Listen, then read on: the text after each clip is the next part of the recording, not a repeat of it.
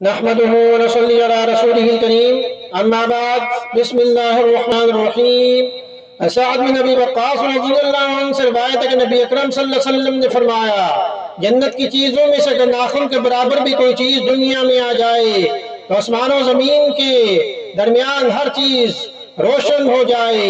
اور حقیقت یہ ہے کہ اگر جنتوں میں سے کوئی شخص دنیا کی طرف جھانکے اور اس کے کڑے نمایاں ہو جائیں تو ان کی چمک و دمک سورج کی روشنی کو مانگ کر دے، جیسا کہ سورج ستاروں کی روشنی کو مانگ کر دیتا ہے۔ جامع ترمذی میں اس کو روایت کیا گیا۔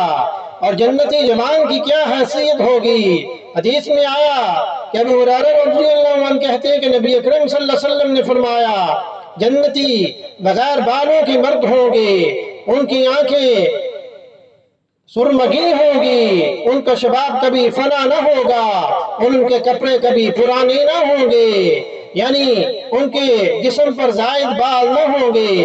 ایک اور حدیث میں آیا کہ نبی اکرم صلی اللہ علیہ وسلم نے فرمایا، جنتی جنت میں اس طرح داخل ہوں گے کہ ان کا بدن بالوں سے صاف ہوگا، بے داڑھی کے جمع ہوں گے، ان کی آنکھیں سرمگی ہوں گی اور 30 یا 33 سال کی عمر کے لگیں گے۔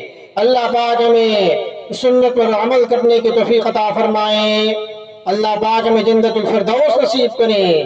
وما علینا الا البلاغ المبین۔